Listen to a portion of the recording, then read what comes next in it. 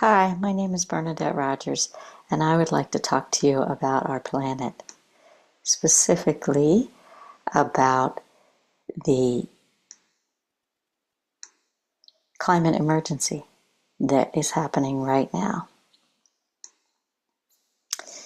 And just to say up front, these slides are from a campaign from a few years ago called 24 Hours of Reality. I'm making this recording in 2024, redoing it actually, but most of the slides are from 2020. I'm an astronomer. That's my background. And I used to work at Gemini Observatory in central Chile. Beautiful observatory in the beautiful Andean mountains of Chile. It was a great job and a great place to live. But I became more and more concerned about the climate crisis as I was there. And so in 2010, I actually organized the first sustainability meeting about the environment at an astronomy conference. And I also held a small public action for the very first time. That little girl in the picture is my daughter, who's now 24 years old. That's where it all started for me. And yet my anxiety and my concern about the climate grew. So eventually in 2014, I actually quit my job. My family and I moved to Portland, Oregon. And I became a part-time science instructor and a full-time climate activist. And I'm not going to talk a lot about that in this talk, but just to say that the last 10 years have changed my life, and it's amazing work. And one of the things I did in 2018 was take the Climate Reality Leadership Training, which is where these slides started. This is a group that was started by Al Gore. It holds these large trainings where you meet all kinds of interesting people and you learn a lot about the climate crisis and also about the solutions and about how to talk about it. So I highly recommend it if you're interested. And Al Gore was at my training. It was a pleasure to meet him and so many other people. So these slides will focus on these three questions as it relates to climate change on our planet. As an astronomer, I like to start with the big picture, and here it is. This is the famous blue marble photograph taken from Apollo 17 in 1972, and we see this gorgeous planet that we call home in the emptiness of space, and everything we know and love and have ever known and loved in human history is right here, as well as all the life in the universe as far as we know. This actually is one of my favorite pictures, which is called the Earthrise image, also from the Apollo days. That's the moon in the foreground. And this was literally the first time that people were able to see our planet from a distance in December of 1968. And this photograph is credited with launching the modern environmental movement. In fact, it had such a profound impact on many of the Apollo astronauts that many of them became environmentalists and human rights activists after they left the astronaut program. Here's a picture a little closer to home from Space Station, and I want to draw your attention to that thin layer of blue fuzz on the top of our planet. That is our atmosphere, of course, and the thing to know about it is that it's a very thin layer. We look up and we think the sky goes on forever, but in fact, if you could drive straight up through the sky, you would reach the end of the atmosphere in about 45 minutes. This thin layer is all the air that we breathe. It brings us the weather that we have, protects us from the sun and space. It's a critical part of life on Earth, and yet it's a very fragile or delicate, I would say, chemical composition that humans are now messing with.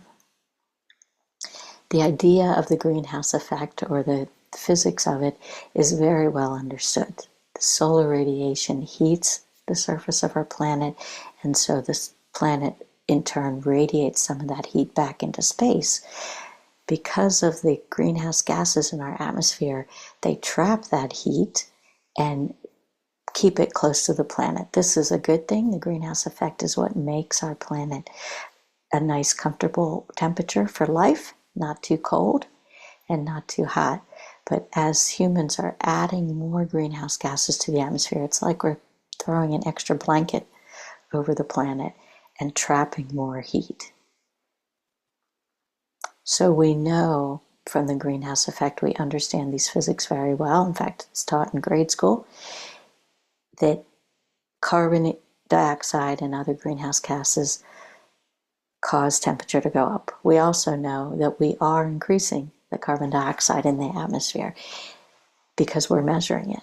This is an experiment that's been running for over 60 years on the top of a mountain in Hawaii.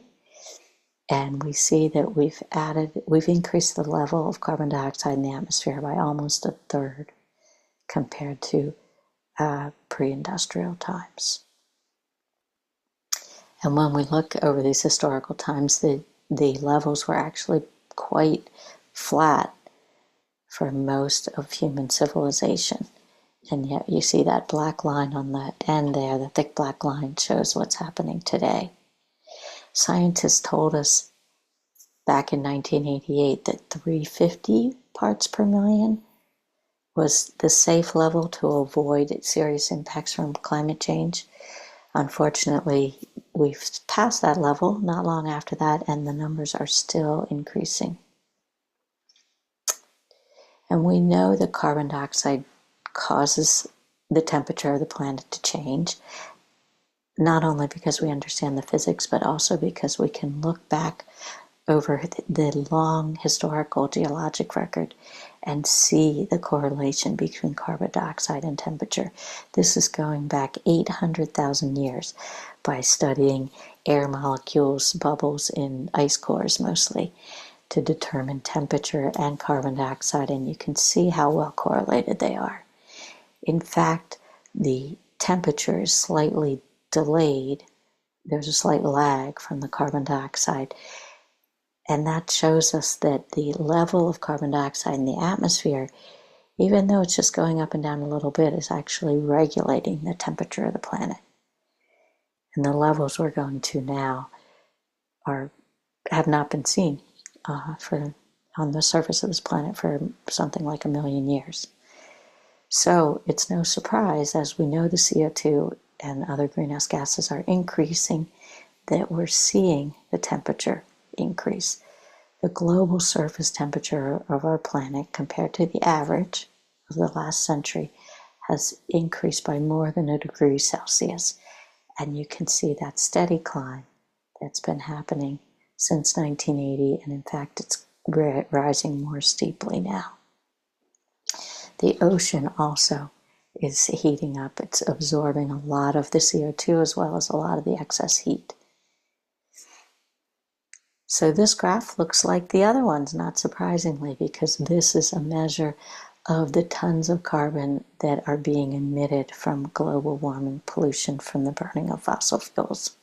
This is where the extra greenhouse gases are coming from and what's causing the temperature to increase. So where does those greenhouse gases come from? Well, human activity. Pretty much everything we do. Unfortunately, we live in a fossil-fueled civilization and economy, and so everything from our transportation, our shipping, our industrial agriculture, our industries, etc., are adding fossil fuels to the atmosphere. But it does not have to be this way. We can have modern civilization without using fossil fuels. And that's what we need to do, because right now we are spewing literally hundreds of millions of tons of this global warming pollution into that thin shell of an atmosphere that I showed earlier every single day, as if it were an open sewer. We decided years ago, when that early environmental movement started, that we didn't want to treat our rivers like an open sewer, and we shouldn't do it for our atmosphere either. And of course, we're hurting ourselves because we know very well now the impacts of greenhouse gas emissions. I'm pretty sure most of these are familiar to you. Greater risk of wildfires, droughts, more intense storms and flooding, warmer oceans, rising sea levels, etc. All of this is coming from global heating, which is coming from global warming pollution. And of course, the impacts are the ones that we see in the headlines and maybe even experience ourselves every day. These headlines are a few years old, but you need only open your favorite news source and you'll find plenty of examples happening now. In fact, the insurance agency has determined that extreme weather catastrophes have increased by essentially fourfold in the last 40 years. So it's not our imagination that these disasters are getting more numerous and worse. This is a video from 2019 of the horrible hurricane that went through and destroyed much of the Bahamas. There was another one the following year that did tremendous damage in Puerto Rico and other places. This could just as easily be footage from Florida in the last 2 months. Unfortunately, these 1,000-year storms are becoming yearly, every other year kind of events, which is not normal.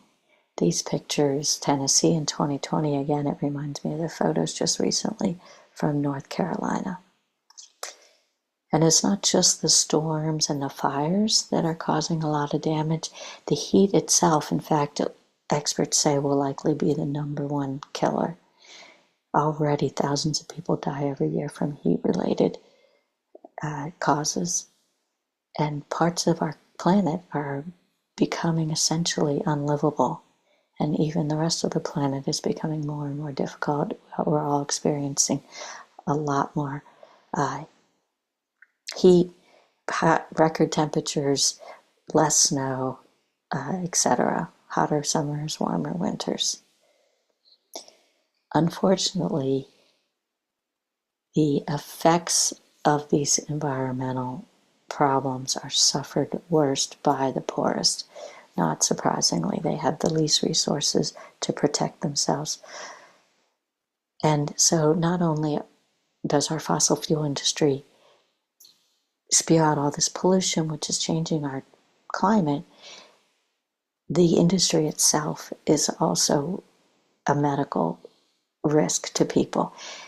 In fact, this area in Louisiana and Texas, where there's all this huge petrochemical industry, is called Cancer Alley, and it has much higher rates of cancer and asthma than other parts of our country.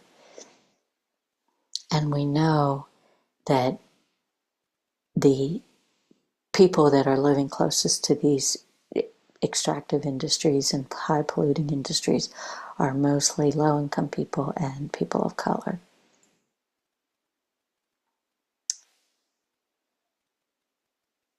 Fracking is another way that we're extracting fossil fuels from the earth. This is so-called natural gas. It's still a fossil fuel. It still contributes to global warming, and it's not really a safe solution. And in fact, we know that fracking has been linked to water pollution, air pollution, and earthquakes. So the idea that the folks who have contributed the least to this problem are suffering first and worst around the world and right in the United States is behind this concept of climate justice, which you might have heard that term. Climate justice recognizes this disproportionate impact that climate chaos has on these communities that, again, have the least resources to defend themselves and have done the least to contribute to the problem, and yet are suffering first and worst. And we also want to make sure that as we address the causes of the problem, that we respect these communities and make sure that they're an integral part of the solutions. The concept of environmental justice is not new. In fact, Dr. Robert Bullard coined the term back in the 1970s, and he said then, America is segregated, and so is our pollution. And in fact, the number one determinant of whether you're likely to live around a high extracting industry or high polluting industry is race.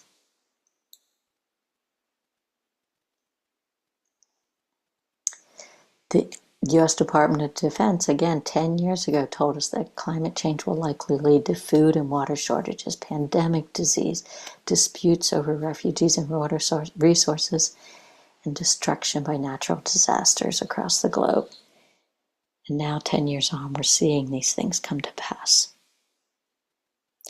So the bottom line is that the cost of carbon is too high. As much as it has done a lot to advance our civilization and given us the world that most of us enjoy now, it's much more expensive to continue on this path than to change course. And we can change course.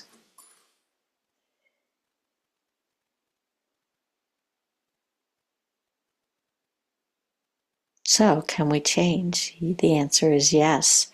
We have the solutions. I'll just show you a few examples. Again, these slides are a little bit old. Global wind energy capacity is ramping up. We know that there is sufficient wind to supply electricity consumption that we need. Also, solar panel installations are increasing, and they continue to increase on this exponential curve. And that's because the price is going down exponentially. In fact, it's now cheaper to use solar to get your electricity in many cases than the traditional methods through carbon plants and other power plants. And the great thing about solar is that once you install the infrastructure, the fuel comes for free. We get more than enough energy from the sun, in fact, in 1 hour, to provide all of our energy needs for a whole year. Now, that's not to say that we can use all that, and obviously there's challenges to collecting that, but the energy source itself is essentially limitless.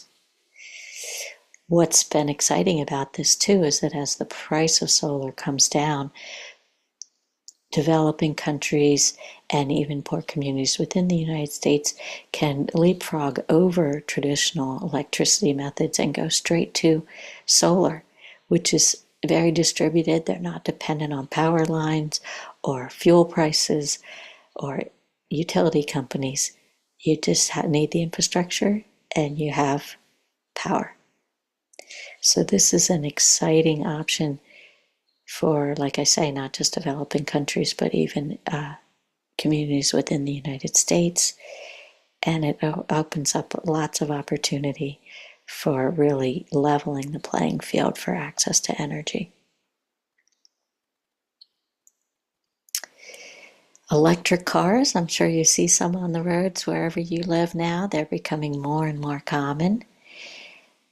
And in fact, many countries in different places are looking at banning gas cars within this decade. Now, there are still issues with, I own an electric car myself, and I know that the range anxiety is a real thing, and we're still working on the infrastructure to make sure there's charging stations, especially in a lot of rural areas in the United States. Again, these are solvable problems, though. And the important thing is that I don't visit the gas station anymore. So not only are we talking about energy, but we're also talking about our economy. We're talking about jobs.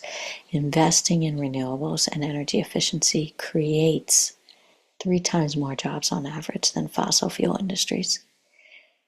There are lots of jobs in the renewable energy sector. There's a lot of infrastructure to be built. In fact, the predictions are that solar installation as well as wind turbine technician will be the fastest growing job in the United States.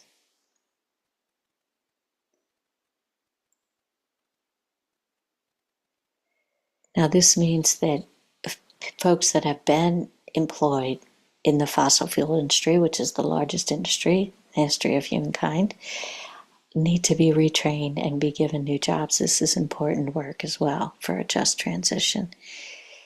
And it requires investment. Again, I think it's much cheaper to put in this investment and retrain people and move towards a clean energy economy than to try and hold on to the fossil-based economy that is not only destroying the planet but will eventually go away in any case, and the cost of inaction is much higher than the cost of acting. In fact, many companies around the world are catching on to this idea and moving towards renewable energy and making commitments to do so. And we find that most people in the United States also support moving towards renewable 100% electricity. They also support climate action. Folks know that this is a threat and that we need to take it seriously and do something about it. In fact, many cities and other municipalities, even states around the country, are committing to moving to 100% renewable, and some of them already have, and this graph again is a few years out of date. I wanted to touch on the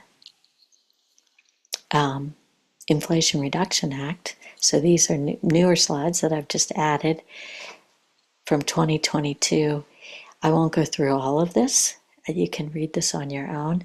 But that one piece of legislation has put the U.S. on a path to reduce our emissions by 40% by 2030, which gets us very close to meeting our pledges on the world stage. And it means that we'll save money on energy costs as we switch to renewable electricity and build up the infrastructure that we need to then take advantage of that free energy from solar and wind. It's also a justice issue, as I've been talking about, and this legislation invests a lot of money in communities that have been neglected or left out of the clean energy transition. And it's good for our economy. It's actually building new jobs. The economy is coming back, and a lot of it is as a result of this investment in infrastructure in the United States, manufacturing jobs, local jobs all over the country that also are improving our air quality and making the world a safer place and putting the U.S. back on track to be a global leader in this clean energy transition. So yes, these changes are monumental. I don't want to make it sound easy. There are a lot of challenges, and it can be scary. However, I would say that the false choice between addressing climate action and taking care of our environment versus protecting jobs in the economy is really a false choice. Change is coming one way or the other, and we want to get in front of that change and help people transition to the new economy where we'll all be better off, rather than trying to resist that and suffering the even worse consequences. So we can change, and the last question is, will we? And this is really a matter of political will. We know what we need to do.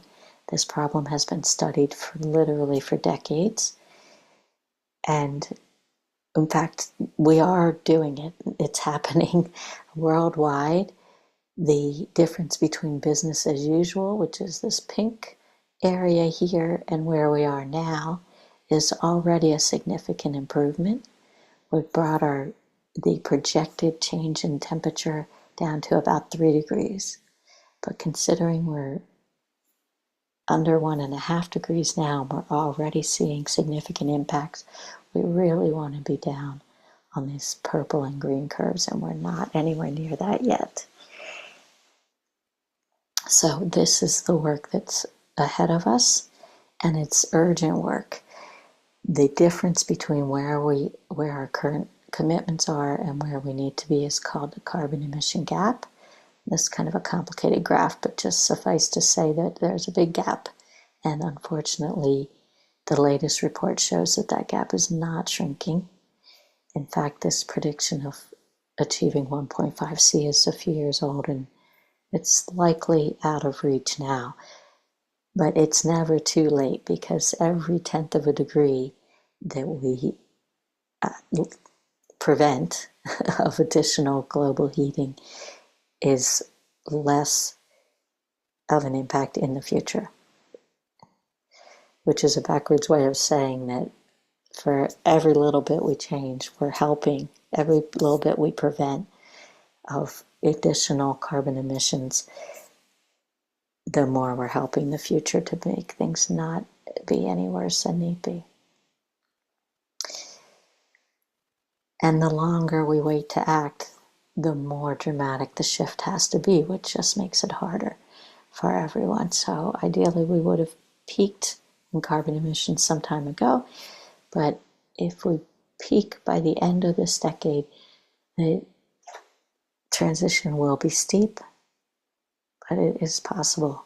And this is what the scientists tell us that we need to do in order to have a reasonable chance of staying below 2 degrees Celsius of global warming. We want to cut emissions in half by 2030. Well, it's, like I say, these slides are from 2020. It's now 2025. And we need to reach net zero emissions by 2050. So we literally need to stop pumping carbon emissions into the atmosphere and also improve the absorption of those emissions with things like reforestation. And we know what we need to do. There's been a tremendous amount of really important research on all of this. A great resource online is called Project Drawdown, which talks about all the sources of human-made carbon emissions and also the sinks to sequester that carbon out of the atmosphere. And they go into detailed analysis of various solutions and what they can do for us. So there's no doubt that we are capable of this change, and we know what we need to do. Also, we need to rethink our economy. Instead of being on a path for just infinite growth, which doesn't make any sense on a finite planet, we want a sustainable economic model that lives within the incredible resources we have available to us on this planet, but doesn't overshoot, and also takes care of people and animals with a social foundation. So this is so-called donut economics. Very interesting model. So if you're asking, well, what can I do about all this? Well, there's, of course, the individual behavior changes, which we can all do. Things like using less plastic, eat less meat, fly and drive less. And these are important. And yet even more important than that are these systemic changes that we can make. Talking about this problem, educating yourself, using your purchasing power to divest money away from fossil fuels, talking with people, getting the word out, and then also getting involved even more in your community, in your workplace, in politics, whatever it might be. And so I do want to return to this activism idea just for a couple minutes at the end here. The idea of activism sometimes gets a bad rap. I think some people see it as some kind of a dirty word, but In fact, activism is a broad spectrum of activities, from basic civic duties like voting to advocacy work, and yes, all the way up to civil disobedience. And this is kind of a traditional political activities on that spectrum. But in fact, there's so many things that you can do. You can support organizations that are doing work. You can get involved and you can talk about it, and talk about it, and talk about it. This is what Catherine Hayhoe tells us is the most important thing. When you make changes in your own lifestyle, you can explain to people why, so that we normalize these solutions and make it not seem like this change that we need is radical. In fact, resisting the change, I would argue, is more radical choice. And of course, you can get involved at the high ends of these things in direct action, but there's also so much more you can do. If you're trying to figure out what to do personally, I recommend Ayanna Elizabeth Johnson. She's a scientist and a activist and an author, and she suggests this Venn diagram exercise where you look at what are the things that you're good at, what do you bring to the table in terms of skills and resources, what is the work that needs doing, and this circle is huge because there's all kinds of different work that needs doing. And then the last circle is what are the things that bring you satisfaction, that really motivate you to do the work, because we are in for a long marathon here. And the overlap of these circles is the center there is where you can find maybe where you fit in. There are limitless organizations really involved in this work, as well as profit and nonprofit and religious-based and all kinds of things. This is just a very incomplete list of some of the things I'm familiar with, but you can find people doing good work all over the place. And back to my own story for a second, in the last decade, I think I've worked with about a dozen different people, different kinds of organizations, from direct action, protest type organizations, to science-based educational organizations, climate reality, children's organizations, different things. And I recommend to experiment, find your people, try different things, see what works for you. It's all important and good work. And remember the reason why we're doing that. This is for our future, not only our future, but more importantly, the future of children today and children to come. I think it's important that we remember that. And in fact, young people today are very much leading the way. There's an incredible organization like Our Children's Trust that's suing our governments for a livable atmosphere. Imagine that they even have to worry about that. Sunrise Movement is another great organization of college-age young people.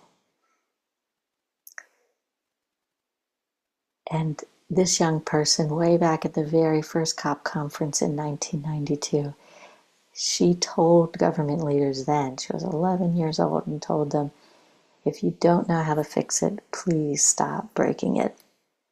And I'm sorry to say that we have not heeded that plea. And now we have Greta Thunberg, who also was around 11 years old when she started becoming well known for her climate activism. And she says it's sometimes annoying when people say, children are the hope, you will save the world. It would be nice if you could help a little. So this is all of our work to do for ourselves and our own families and children, and also for future generations. I think recognizing that is maybe the most important first step. This person says, recognize you are living through the most profound moment in human history. Averting planetary disaster is up to the people alive right now. That may sound like hyperbole, but it really isn't. And when you realize that the 2020s will determine the fate of human history in a lot of ways, the next 5, 10, 15, 20, 30 years, which are all within my lifetime, hopefully, really will affect the future for generations, even thousands of years to come. And I think that should be inspiration and motivation for all of us. So, I hope you've enjoyed this talk. If not the content, at least I hope it has been informative. And I ask you to please